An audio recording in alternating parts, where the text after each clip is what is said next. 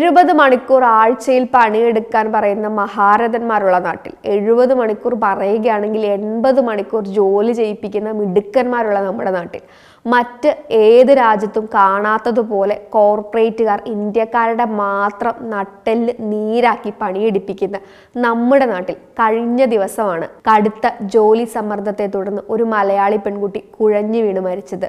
ഇതേ തുടർന്ന് അവരുടെ മാതാവ് എഴുതിയിട്ടുള്ളൊരു കുറിപ്പും ലോകമെമ്പാടും ചർച്ചയായതുമാണ്. താരതമ്യേന ഒരു മിഡിൽ ക്ലാസ് ആയിട്ടുള്ള ആളുകൾക്ക് പോലും അല്ലെങ്കിൽ മിഡിൽ ക്ലാസ് ആണെന്ന് പറയപ്പെടുന്ന ആളുകൾക്ക് പോലും ജീവിക്കാനോ അല്ലെങ്കിൽ ജോലി ചെയ്യാനോ വളരെയധികം ബുദ്ധിമുട്ടുകളുള്ള, അതേപോലെ തന്നെ കുറേ അധികം ജോലി സമയം ചെയ്യേണ്ട സാഹചര്യമാണ് നമ്മുടെ നാട്ടിലെല്ലാം ഉള്ളത്. അധികാരികളുടെ അപ്രീതിയും അല്ലെങ്കിൽ അധികാരികളുടെ ഇഷ്ടക്കേടും ഒക്കെ ഭയന്ന് എക്സ്ട്രാ ജോലി ചെയ്യുന്നതിലൂടെ അത്തരത്തിലുള്ള ജോലികൾ സ്വീകരിക്കാൻ അവരെ പ്രാപ്തരാക്കുന്നതിലൂടെ വളരെ വലിയ പ്രശ്നങ്ങളെയാണ് അവർ കാത്തിരിക്കുന്നത്. അധികം ജോലി ചെയ്യുന്നതും ആളുകളുടെ പേഴ്സണൽ സമയത്ത് ഇങ്ങനെ തട്ടിയെടുക്കുന്നതും കവർന്നെടുക്കുന്നതും ഒക്കെ എന്തോ വലിയ ക്രെഡിറ്റോടെയാണ് പല ആളുകളും കാണുകയും പെരുമാറുകയൊക്കെ ചെയ്യുന്നത്. വ്യക്തമായിട്ടുള്ള വർക്ക് ലൈഫ് അല്ലെങ്കിൽ പേഴ്സണൽ ലൈഫ് മാനേജ്മെന്റ് അറിയാത്തതിൻ്റെ ഒരു കാരണം കൊണ്ടാണ് ഇത് വരുന്നത്. പക്ഷെ അത് പലപ്പോഴും വേണ്ട രീതിയിൽ മനസ്സിലാക്കപ്പെടുന്നില്ല എന്നതാണ് ഒരു കാരണം. അതിനെ വലിയ അലങ്കാരമായി കൊണ്ടു നടക്കുകയാണ് നമ്മുടെ നാട്ടിലെ പല കോർപ്പറേറ്റുകളും പല ആളുകളും. അന്നയുടെ മരണത്തെ തുടർന്ന്, അന്ന സെബാസ്റ്റ്യന്റെ മരണത്തെ തുടർന്ന് മാതാവ് എഴുതിയ ഒരു ലെറ്റർ അത് സാമൂഹിക മാധ്യമങ്ങളിൽ വളരെയധികം ശ്രദ്ധ നേടുകയും അതേ തുടർന്ന് വളരെ വലിയ കോലാഹലങ്ങൾക്കൊക്കെയാണ് ഈ ഒരു വിഷയം വഴിവെച്ചിട്ടുള്ളത്. ഒരുപാട് ആളുകൾ ഈ വർക്ക് സ്പേസിൽ ഉണ്ടാവുന്ന ഓവർ സമയത്തെ പറ്റിയൊക്കെ സംസാരിക്കുകയും അല്ലെങ്കിൽ അതിനെപ്പറ്റി വ്ലോഗുകളിലൂടെയും അല്ലെങ്കിൽ എല്ലാത്തരം മീഡിയകളിലൂടെയും സംസാരിക്കുകയും ചെയ്യുന്നു. രൂക്ഷ വിമർശനമാണ് ഇത്തരത്തിലുള്ള ജോലികളുടെ സ്വഭാവത്തെക്കുറിച്ച് ഉയർന്നു വരുന്നത് എന്ന് വളരെ വ്യക്തമാണ്.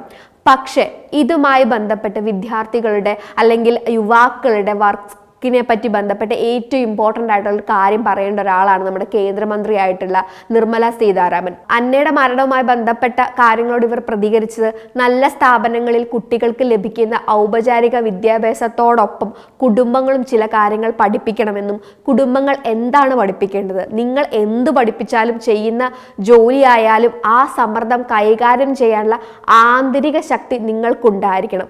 അത് ദൈവികതയിലൂടെ മാത്രമേ നേടാനാകൂ. ദൈവികതയിലൂടെ മാത്രം. ദൈവത്തിൽ വിശ്വസിക്കുക. നമുക്ക് ദൈവകൃപ ഉണ്ടായിരിക്കണം. ദൈവത്തെ അന്വേഷിക്കുക. നല്ല അച്ചടക്കം പഠിക്കുക. നിങ്ങളുടെ ആത്മശക്തി ഇതിൽ നിന്ന് മാത്രമേ വരികയുള്ളൂ. ആത്മശക്തി വളരുന്നതിലൂടെ മാത്രമേ ആന്തരിക ശക്തി ഉണ്ടാവുകയുള്ളൂ. സമ്മർദ്ദം കൈകാര്യം ചെയ്യാൻ ആളുകൾക്ക് ആന്തരിക ശക്തി ആവശ്യമാണെന്നും അത് ദൈവാനുഗ്രഹത്തിലൂടെ മാത്രമേ നേടാനാവുകയുള്ളൂ എന്നും. ഏറ്റവും വലിയ പ്രശ്നമായിട്ടുള്ള ജോലി സ്ഥലത്തെ സമ്മർദ്ദങ്ങളെ വേണ്ട രീതിയിൽ അഡ്രസ്സ് ചെയ്യപ്പെടാതെ വ്യക്തിപരമായിട്ടുള്ള കാരണങ്ങളൊക്കെ ആക്കി മാറ്റുന്ന ഒരു സമീപനമാണ് നിർമ്മല സീതാരാമൻ സ്വീകരിച്ചിട്ട് ഉള്ളത് എന്നാണ് ഈ വിഷയത്തെ പറ്റി വ്യാപകമായിട്ടുള്ള രീതിയിൽ വ്യാഖ്യാനങ്ങൾ ഉണ്ടായത്. മന്ത്രിയുടെ പരാമർശം ഇരയെ അപമാനിക്കുന്നതെന്നാണ് ശിവസേനയുടെ എംപിമാരടക്കം ഇതിനെക്കുറിച്ച് പറഞ്ഞിട്ടുള്ളത്.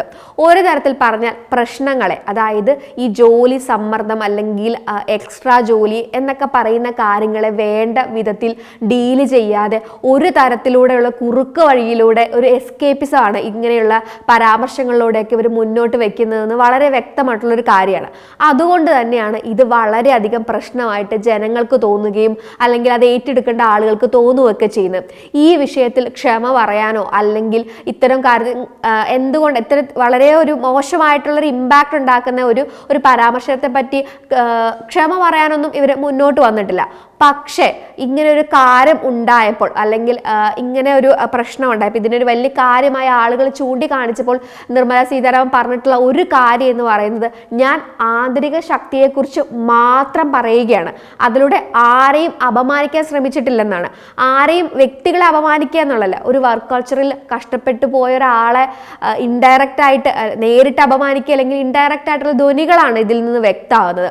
വാക്കുകൾ ഉപയോഗിക്കാൻ വളരെ വ്യക്തമായി അറിയാവുന്ന അല്ലെങ്കിൽ വാക്കുകൾ എവിടെ എങ്ങനെയൊക്കെ ഉപയോഗിക്കണമെന്ന് വളരെ വ്യക്തമായിട്ട് അറിയാവുന്ന കേന്ദ്രമന്ത്രിയുടെ ഭാഗത്ത് നിന്ന് തന്നെ ഈ ഒരു സ്ട്രെസ്ഫുൾ ആയിട്ടുള്ള ഇവന്റുമായി ബന്ധപ്പെട്ടുള്ള കാരണത്തെക്കുറിച്ച് അല്ലെങ്കിൽ ഒരു മരണത്തെക്കുറിച്ച് ഉണ്ടായിട്ടുള്ള പ്രസ്താവന എന്ന് പറയുന്നത് വളരെ മോശമായിട്ടുള്ളതായിട്ടാണ് ജനങ്ങളും മറ്റ് ജനപ്രതിനിധികളും ഒക്കെ കാണുന്നത്.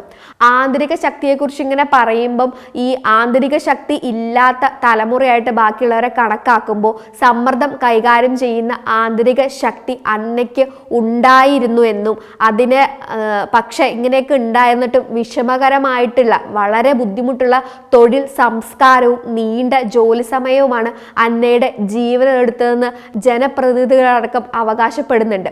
ഇത്തരത്തിലുള്ള സംസാരങ്ങൾ കോർപ്പറേറ്റുകളെ സുഖിപ്പിക്കാൻ ഉതകുന്നതായിരിക്കും. ഒരുപക്ഷെ അതിനു വേണ്ടിയായിരിക്കും ഇത്തരത്തിൽ സംസാരിക്കുന്നത് എന്നും ഇത്തരത്തിലുള്ള നിലപാടുകളെ സ്ത്രീ ജനതയും അല്ലെങ്കിൽ സ്ത്രീപക്ഷവും ഒക്കെ പുച്ഛത്തോടെ തള്ളിക്കളയുന്നു എന്നൊക്കെയാണ് നമ്മുടെ തന്നെ മന്ത്രിയായിട്ടുള്ള ആർ ബിന്ദു അടക്കം ഈ വിഷയത്തോട് പ്രതികരിച്ചിട്ടുള്ളത്. എങ്ങനെയൊക്കെ ആണെങ്കിൽ എന്തൊക്കെ കാര്യങ്ങൾ പറഞ്ഞ് നമ്മൾ ഇതിനെയൊക്കെ ലഘൂകരിക്കാൻ ശ്രമിച്ചാലും ഒരു രാജ്യത്തിന്റെ സമ്പദ് വ്യവസ്ഥയും അവിടുത്തെ യുവാക്കൾ അനുഭവിക്കുന്ന തൊഴിലിടത്തെ പ്രശ്നങ്ങളും ഒക്കെ വേണ്ട രീതിയിൽ മനസ്സിലാക്കാതെ അവരോട് പൂജിക്കാനും ധ്യാനിക്കാനും ഒക്കെ പറയുന്നത് അത് ഒരു നല്ല നേതാവിന് ചേർന്നതല്ല എന്ന ഓർമ്മപ്പെടുത്തലും ചിന്തയും എല്ലാവർക്കും ഉണ്ടായിരിക്കുന്നത് നന്നായിരിക്കും. അല്ലെങ്കിൽ കൊഴിഞ്ഞു പോകുന്ന അല്ലെങ്കിൽ ഒറ്റപ്പെട്ടു പോകുന്ന വൃദ്ധസദനങ്ങളാവുന്ന ഇന്ത്യയെക്കുറിച്ച് വേവലാതിപ്പെടാൻ മാത്രമേ നമുക്ക് പിന്നീട് സാധിക്കുകയുണ്ടാവുള്ളൂ.